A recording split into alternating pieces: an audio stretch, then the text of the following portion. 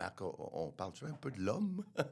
Le gars qui est né à Matane, qui s'est ramassé à Montréal, qui est allé à Gatineau, qui est allé en Europe. C'est parti comment, tout ça? J'ai l'impression aussi d'une famille, une bonne famille québécoise, tissée serrée. Ouais, c'est Ouais. ça. Écoute, on est une grosse famille, la Ouais. famille Bélanger. Ouais. Moi, je suis. C'est drôle parce que d'un côté, j'ai la famille Bélanger qui Ouais. est une grosse famille, puis la famille Doré qui est une plus petite famille. Ouais. Euh, d'abord et avant tout, moi, je suis né à Matane. J'ai 4 frères. Ma mère voulait avoir, après 3, moi je suis le 3e, ma mère voulait avoir une fille, puis elle a eu 2 jumeaux. Ma grand-mère pleurait quand que les 2 jumeaux sont arrivés. Dans le temps, ils ne savaient pas à l'avance, puis ils ne savaient même pas qu'elle allait avoir deux enfants. Ouais. Ça a été un choc, mais c'est le fun parce qu'on joue tous au hockey. Ouais. Fait qu'on a l'équipe complète, la ligne complète. Ouais. Mon père, c'est un comptable. Moi, je viens d'une famille. Du côté de mon père, là, c'était des gens qui travaillaient sur la construction. Mhm. Le seul... Il y a 2 membres. J'ai une de mes tantes qui est allée dans le... qui est devenue une sœur. Mhm. Et mon père qui est allé en comptabilité. Il a fait son cours à l'Université Laval. Puis il était associé d'un grand cabinet à Matane. Un cabinet provincial, mais qui était à Matane. Ma mère, qui a travaillé surtout à la maison pendant de nombreuses années pour élever les enfants. 5 enfants, c'est de la job. C'est de la On job. était 7 chez nous, je peux comprendre. Oui, c'est ça. Puis après ça, elle a travaillé à agence de voyage, puis elle a été impliquée beaucoup par la suite dans des fondations. Elle a mis beaucoup de temps bénévole. Donc, ça vient un peu de là, l'espèce de volonté de servir et de... Ouais. Mon père a été reconnu comme étant un des grands bâtisseurs de Matane au 100e anniversaire de la Chambre de commerce de Matane. Mon père, c'est quelqu'un qui a été extrêmement dévoué. Ouais. Il est décédé en 2020. Ouais. Ben, C'est... Ouf. C'est... Je suis très fier de mon père. Ouais. Il nous a inculqué des très bonnes valeurs. Et... Mais d'où ça vient? Je m'excuse parce que... Non, mais en plus, t'excuses pas. je vais te conter quelque chose. C'est que mon père, en 2000... quand j'ai fait la première campagne électorale, il était là. c'était mon père, puis il était là, puis il était fier, puis c'était incroyable. J'ai vécu toute une aventure et je dois avouer que cette campagne-là, je pense souvent à lui. Ouais. Puis ça t'a donné un peu la base de ta façon de voir un candidat, comment être en contact avec la population. Mais il y a eu donc, il y a des fondations très solides, mais en même temps, il y a chez toi ce goût d'aller voir ailleurs, de voyager, puis pas juste pour toi. Tu as fait la même chose avec tes fils. Oui, ce qui s'est passé, c'est que la première des choses, c'est que moi, je faisais quand j'étais jeune, j'étais beaucoup impliqué dans le sport. On a tous été impliqués. Mon père nous a impliqués. On faisait du ski alpin, on faisait du hockey. Moi, j'ai fait du patinage de vitesse. Et d'ailleurs, c'est le patinage de vitesse qui m'a amené à Québec. Parce que l'Université Laval, moi, j'étais au secondaire. J'avais fait des compétitions nord-américaines. L'Université Laval m'avait demandé si je voulais aller m'entraîner avec eux autres. Et je partais de Matane, j'allais faire mon cégep à Matane, mais finalement, j'ai pris la décision d'aller au campus Notre-Dame de Foix à Québec. Mais je me suis blessé à Saint-Paul-Minneapolis. Fait que j'ai jamais refait du patin de vitesse, mais j'avais mon inscription de fait au cégep, puis finalement, je suis allé au cégep à Québec. Fait que ça a été... Moi, j'ai sorti de Matane à 17 ans. Mes grands-parents maternels restaient à Québec. Fait que moi, je passais mes étés à Québec. Je connais très bien la ville de Québec. Je passais toujours le temps des fêtes à Québec, mais j'ai étudié 2 ans. Ensuite de ça, j'ai fait mon cours de droit à l'Université d'Ottawa. C'est là que je suis un peu tombé en amour avec l'Outaouais. Ensuite, je suis allé en Europe. j'ai fait une maîtrise en droit international et européen. C'est dans le temps qu'il n'y avait pas beaucoup d'étudiants étrangers qui allaient à l'étranger. C'est pas comme aujourd'hui où Non, tout le monde c'était pas la voyageait. mode Là. du tout. Non, pas du tout. Ouais. Puis c'était surtout des boursiers qui allaient à l'étranger. Puis moi, j'avais fait vraiment une demande. Puis ce qui est drôle, c'est que j'avais fait une demande pour rentrer en relations internationales. Et quand je suis arrivé en Europe, une fois que toute mon inscription est arrivée, je me présente à l'université, puis il dit, bon, le cours est annulé. Ça, c'est les Français. Ils avaient annulé le cours. Puis là, ils ont dit, c'est le droit international et européen. Et là, je me disais, le droit européen ne m'intéresse pas. Et quelle découverte. Parce que là, on ne connaissait pas l'Europe, l'Union européenne. Ouais. Et c'est là que l'ouverture des marchés, Ouais. le marché unique européen, je regardais ça puis je me disais, c'est plus intégré en Europe. En 94, je découvrais l'intégration du marché et je regardais le Canada puis je me disais, ben voyons, on a des barrières non tarifaires au Canada qu'on n'a même pas en Europe. Puis on a une entité supranationale qui était la Commission européenne. Mais moi, quand je suis revenu au Canada, il n'y a personne à qui je parlais de ça. Là. Je me souviens, j'avais rencontré un prof d'université à Sherbrooke qui était un Européen, puis il connaissait ça, puis je parlais avec lui parce que les gens Les autres ne savaient pas de quoi tu parlais. j'ai trouvé que le Québec était très renfermé sur lui-même. Les discours, c'était tout le temps la question du référendum, la santé, l'éducation, mais l'international n'était pas là, puis on n'avait pas Internet et tout. Mais moi, j'ai étudié avec plus d'une vingtaine, de 20-25 personnes de différents pays à travers le monde.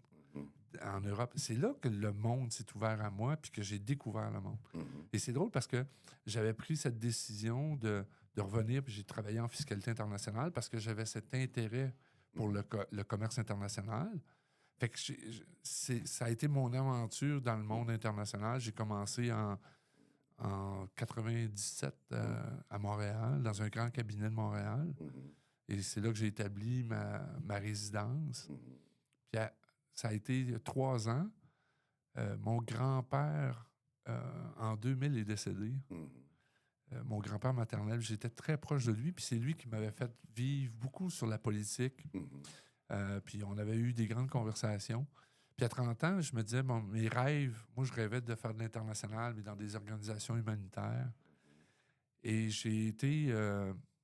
je sais pas, je trouvais que Montréal n'était pas assez international. Pas comme l'Europe. Ouais. Puis là, j'ai dit, bon, je regardais ma capacité d'avoir une influence puis d'aider. Et c'est là que j'ai pris la décision de me lancer en politique.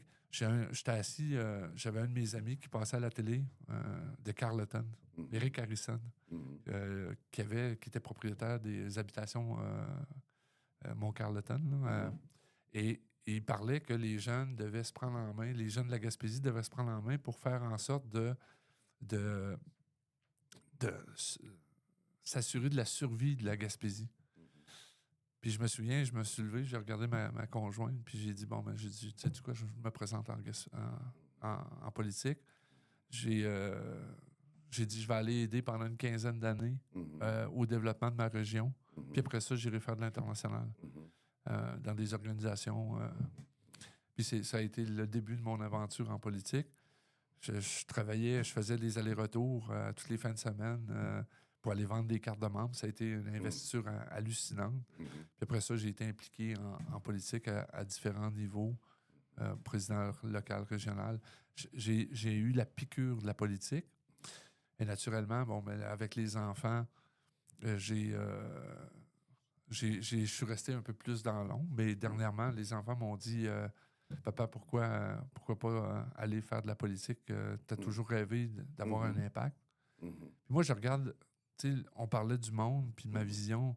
Moi, j'ai été chanceux, j'ai une passion, je voyage, bon, pour affaires, mais aussi personnellement. Mais tu as transmis cette passion-là. Oui, c'est ça.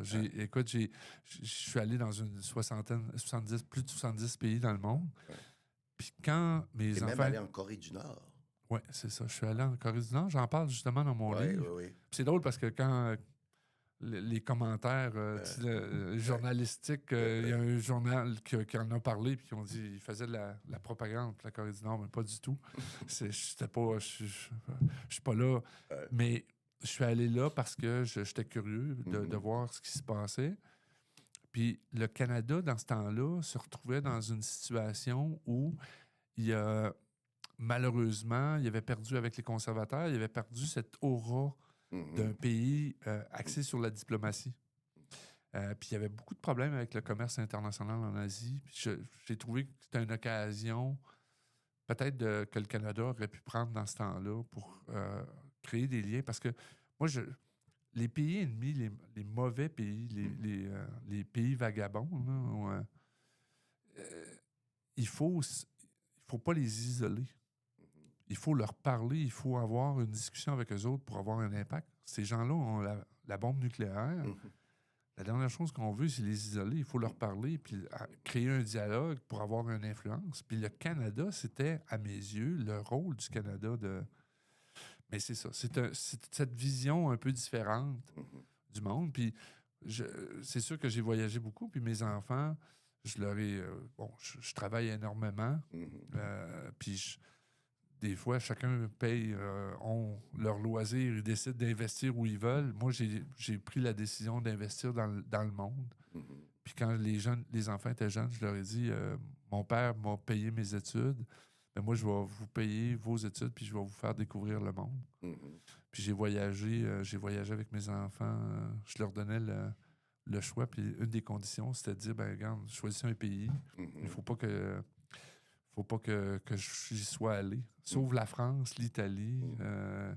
C'était les deux pays où je leur permettais d'avoir un...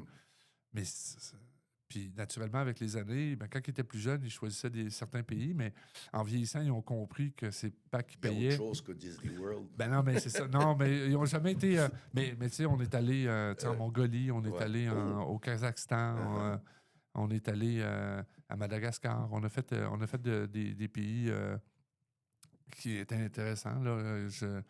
On est allé, Turkménistan, qui est un autre pays un peu spécial. Mais c'est, comme je dis, moi, je me trouve extrêmement chanceux. Puis c'est cette chance-là aussi que...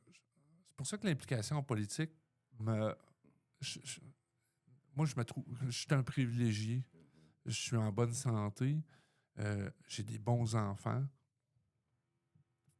Pourquoi pas? Tu es rendu là. Même si pourquoi pas redonner? Tu as tout récemment démarré ta propre entreprise après avoir travaillé dans des grands cabinets prestigieux. Ça, c'est vraiment spécial pour plusieurs raisons. C'est que moi, je suis un spécialiste de commerce international. J'ai une clientèle très ciblée. Puis, et je voyais que la politique s'en venait. Puis c'est pas évident. C'est pas évident d'être avec des partenaires d'affaires.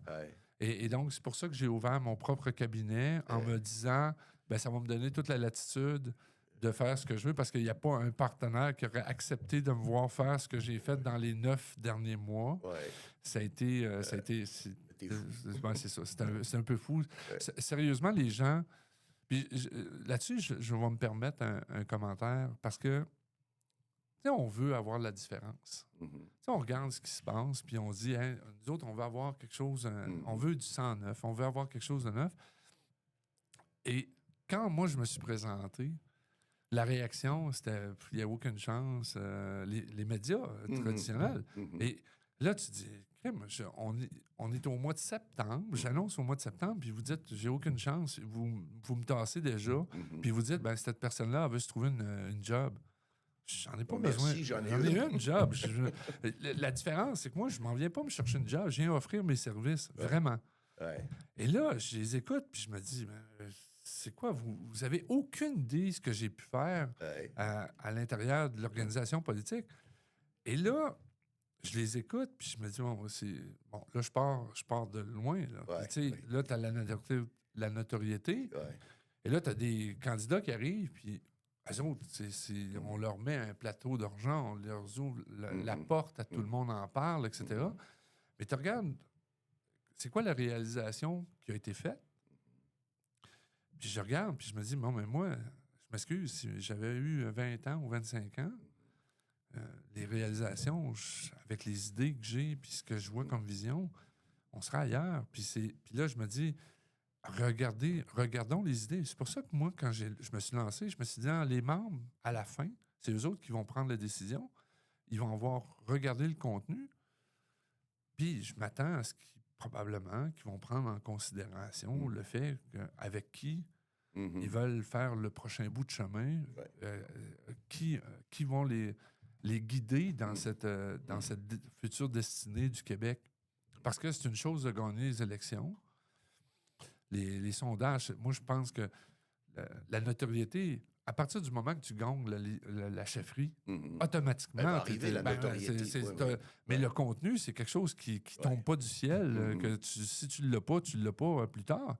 Fait que moi, c'est ça que je regarde, puis je me dis, bon, ben, c'est le pari que j'ai fait quand je me suis lancé.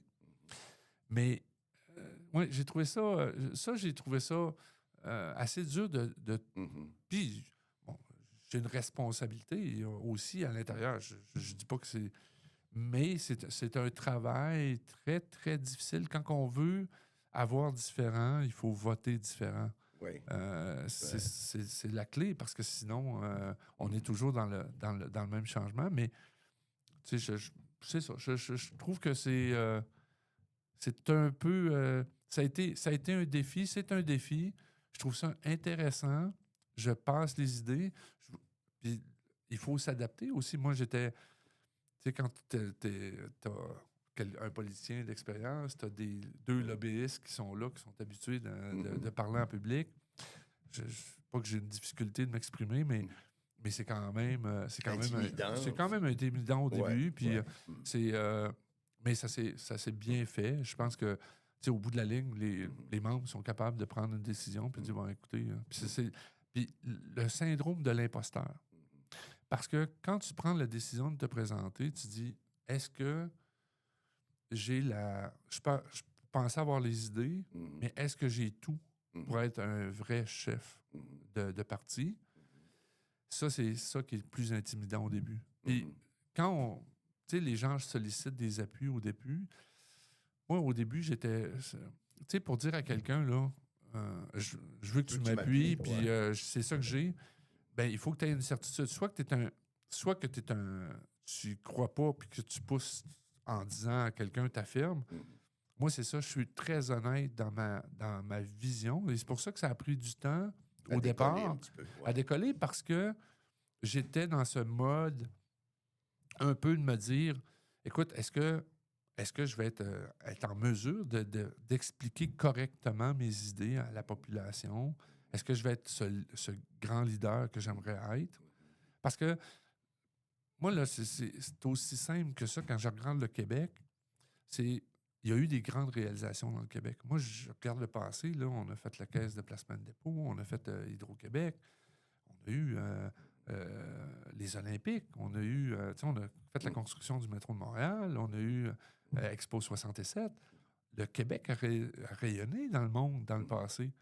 Et aujourd'hui, quand on regarde, moi, je ne peux pas accepter que les grandes réalisations du Québec sont celles du passé. Est-ce que tu dirais qu'on est un peu dans un confort tranquille au Québec? Moi, c'est sûr. C'est drôle parce que j'ai fait une entrevue dernièrement, puis ce que je mentionnais, quand j'ai fait ma maîtrise en droit international et européen en Europe, j'ai eu un cours sur les droits de l'homme. Puis le professeur mentionnait que le problème dans les sociétés, c'est quand on devient trop confortable, on laisse aller nos droits. Et quand je regarde la société québécoise actuellement, on a un certain confort et je pense qu'on laisse aller les choses sans trop se plaindre. Quand je dis, puis je donne l'exemple du train de banlieue de Deux-Montagnes, ça fait 6 ans qu'il est arrêté. Je regarde le tunnel Hippolyte-Lafontaine qui va être arrêté ou qui est bloqué. Qui va mettre deux fois plus tard à réparer qu'à construire. Ben c'est ça, ça va prendre 8-9 ans, puis ça a pris 4 ans. Ouais. C'est anormal. On est rendu... Et là, les coûts de construction, c'est énorme. On dit ben c'est 5-10 milliards, puis là, il y a des coûts additionnels. SAQ Click, qui est la SACLIC, ça clique, ça fait chick-ching. Puis là, on est là, puis ça part de 400 millions à 1 milliard, 1,1 milliard. Puis là, la population, ça se révolte. Notre révolte n'est pas très élevée. Ouais, ça nous en prend beaucoup. Ça en prend, puis c'est ça qui est dangereux parce que actuellement, on est dans la facilité et ça ne fonctionne pas. Puis il faut être intransigeant. Et c'est même dans la chefferie, c'est la même chose. Quand on parle des idées, regardons ce qui a été mis sur la table. Soyons exigeants de nos leaders. Poussons-le. Il faut les pousser. Les médias sont là, c'est quasiment une partie de plaisir. Moi, je me souviens dans le passé, il y a des candidats qui se présentaient, le contenu était faible, ils se faisaient dénoncer sur la place publique. Aujourd'hui, c'est ça. C'est décevant, mais c'est ça. Moi, je m'arrête à le constat que je fais, c'est que c'est un constat où moi, j'aime beaucoup le Québec. Moi, je suis un nationaliste extrêmement fort. Je regarde Norvolt, qui est un scandale. Moi, j'ai été le premier en septembre ou en octobre à sortir publiquement pour dire qu'il faut avoir une enquête. C'est un scandale parce que j'ai parlé avec des gens en Europe qui ont été instigateurs de tout ce qui a été écrit en Europe. On bouge pas. C'est scandaleux ce qui s'est passé. On a investi des deniers publics, puis c'est comme si... Fait que je pense que la population doit pousser plus fort. Je pense qu'on a une obligation de ça. Alors, si je veux résumer, tu as de l'ambition pour le Québec. C'est clair. C'est clair. Beaucoup. Beaucoup, parce que je pense que le Québec, d'ici 25 ans, on devrait être la province la plus riche du Canada. On a tout pour être la plus riche. On regarde le Saint-Laurent. Sur n'importe quel pays, dans n'importe quel pays, le Saint-Laurent, là, il y aurait de l'exploitation énorme du Saint-Laurent. On pourrait faire de l'exploitation, sortir les algues, les utiliser dans nos champs. On exigerait qu'une transformation se fasse sur les côtes. Les ports de mer qui ne sont pas exploités comme ils devraient. C'est l'entrée, la porte d'entrée de l'Amérique pour beaucoup de pays du monde qui viennent porter des choses, des biens par bateau. On est proche des lignes américaines, on a de la main-d'œuvre qualifiée, on a des ressources naturelles en quantité industrielle, on a de l'énergie, on a tout ça, puis pourtant on est une société qui se cherche. C'est hallucinant. Et je pense c'est en grande partie à cause de nos dirigeants. Puis c'est pour ça que pour ça que j'ai décidé de me présenter, parce que je trouve ça inadmissible ce qui se passe. Et je parlais de la protection de les étrangers qui s'en viennent ici, qui font des investissements. On est en train de perdre le contrôle. On perd le contrôle sur notre souveraineté actuellement. Les gens viennent faire de la spéculation sur nos terres, viennent faire des acquisitions de terres agricoles, des érablières, des terrains. Il faut qu'on se réveille. Il faut que c'est ça, il faut exiger plus de nos politiciens. C'est spécial parce que moi, je m'attends à ce que les gens se révoltent un peu. Et je vais même plus loin. Moi, je fais je suis allé sur TikTok, les médias sociaux. Et j'ai passé énormément de temps à répondre aux gens. Parce que les gens passaient des commentaires, puis des fois des commentaires pas très agréables. Parce que les gens voient que je suis un nationaliste fort au niveau économique. Puis ils me disaient tout, le Parti libéral, t'es pas à bonne place. Puis, et là, je leur expliquais vraiment ma vision. Je prenais le temps. C'est drôle parce qu'il y a des gens qui étaient très acrimonieux, mais que finalement, après avoir échangé avec eux autres, puis ils se tannaient quasiment en disant « OK, c'est correct, on t'aime bien. Là, arrête de nous répondre. » Mais c'est ça.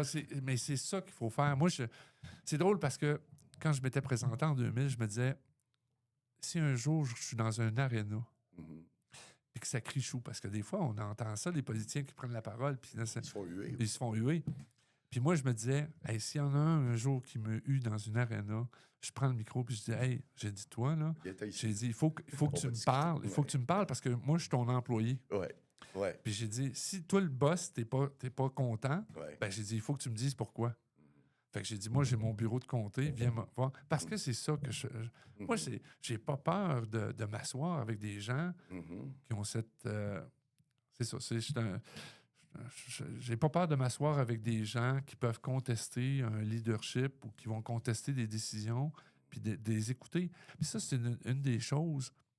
Quand j'étais plus jeune, j'étais beaucoup plus dur au niveau de la façon de penser, puis de la réflexion. Puis en plus de ça, tu sais, as des ambitions, puis tu pousses des fois, les ambitions, on a de l'ego.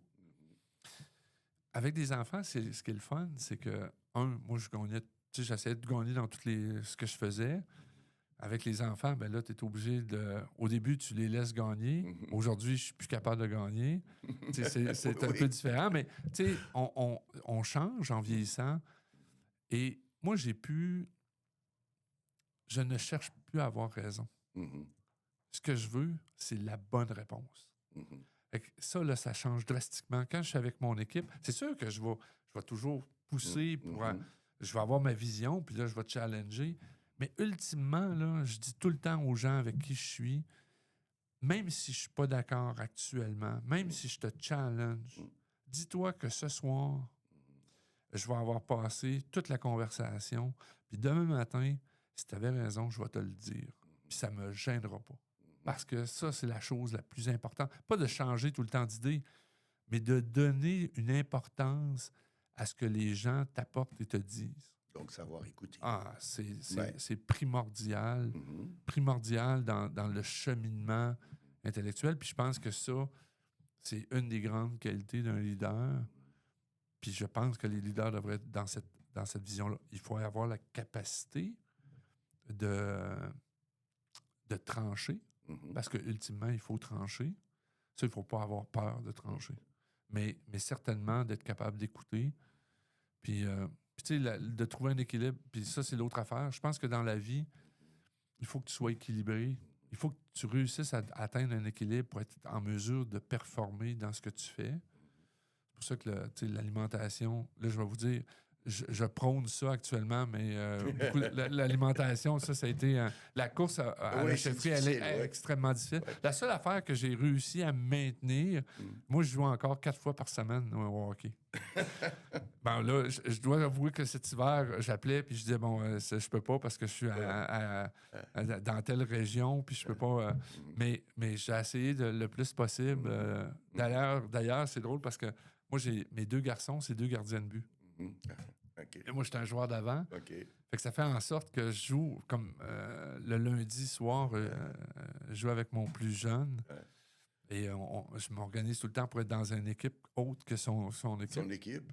Puis, parce que là, puis c'est tout le temps le challenge. Ben ouais, c'est sûr. Fait que là, il y a des périodes où je score pas, puis c'est difficile, puis je me fais écœurer, mais il y a des fois que je score, puis c'est des très bons... moi, je suis très content parce que mes enfants, d'ailleurs, ils ont participé énormément dans ma campagne. C'est des jeunes qui sont brillants.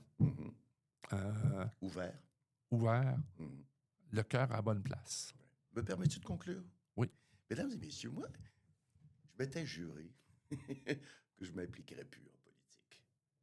Mais moi, ce gars-là, j'y crois. Et c'est pour ça que je suis là aujourd'hui, assis avec lui. Oui, c'est un ami de longue date, mais je suis du type d'ami qui serait capable de lui dire « Marc, t'es pas à la bonne place. » Mais Marc est à la bonne place. Vous l'avez vu grandir à travers tous les débats. Vous avez du contenu en masse pour vous faire un jugement. Et oubliez la notoriété, là. 5 minutes. Et dites-vous, il me semble que ce gars-là, il va nous mener à la bonne place. Moi, j'y crois à Marc Bélanger, puis je vous invite à bien y penser. On commence à voter le 9. Alors, c'est à vous de juger. Mais moi, je vous dis, si ce gars-là est chef du parti et premier ministre, ça va bouger au Québec. Merci de nous avoir écoutés. Merci, Sébastien.